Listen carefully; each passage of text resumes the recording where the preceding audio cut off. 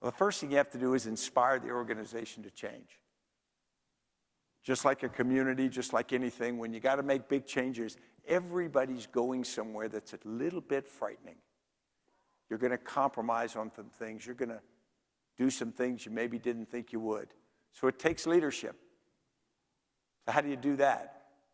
Well, of course, what I've been trained to do is you put on your most charismatic clothing, you get in front of everybody, and you make the case.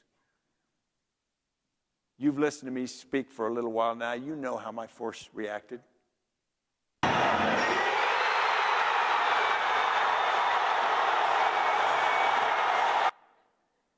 That might be an exaggeration.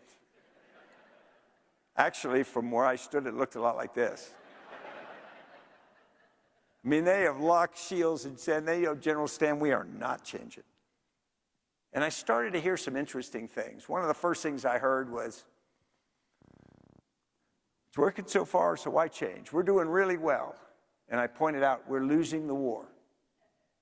It's not going that well. And then we tried to rationalize, yeah, but we're winning our part of it. It's the other people who aren't winning their part. It doesn't matter. If you're on the losing team, you're on the losing team.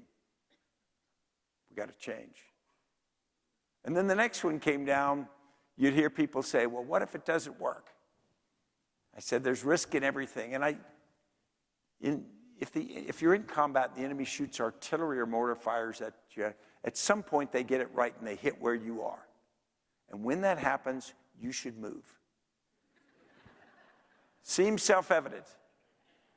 But in every time I'm in that situation, there's this strange conversation where people go, well, what way should we go? The answer is it doesn't matter. Everywhere's better than here. So the reality is you can't steer anything until it's moving. So sometimes you just got to start moving and adjust as you go. Because you don't have the perfect answer, except you know that where you are isn't where you need to be. And you'll adjust on the move. The next thing I never heard, but I knew people were thinking it.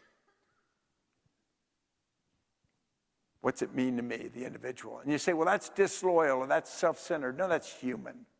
We all think that way. So all of us got to admit that we're all thinking that way, and we got to take that into account. And then finally, one that may be the most powerful, you tell people to change, and they go, wow, what do you want me to not do? Because I'm already working really hard. How am I going to get extra time to do this change? The reality is we have got to create the white space, the ability for people to change. Leading change isn't that easy. You know it's a challenge. But you know, if you think about where y'all are, how successful you've been for so long, there's a temptation to think, yeah, you know, we've had ups and downs and challenges, but we've always come through it. So why do I really need to change? I can keep doing what I'm doing because I've kind of figured it out as we went along. And the reality is, you're probably right. You can do things the way you've done it because you're nimble. And it'll work until it doesn't. And then you'll be frustrated because you say, I'm as smart as my mother, my father, my grandmother, my grandfather. It worked for them. Why isn't it working for me? It's because the environment's changed. Things are faster, more complex than ever before. We can't turn that back. We can leverage it. We can take advantage of it, but we can't deny it. And nobody's going to make real change alone. This isn't a time for one or two heroes. This is a time for a group of people to come together in teams. You see a lot of teams that come around, sports teams, come around businesses, come around things like that. Very rarely do communities with different organization, different perspectives, different backgrounds really come together and do it.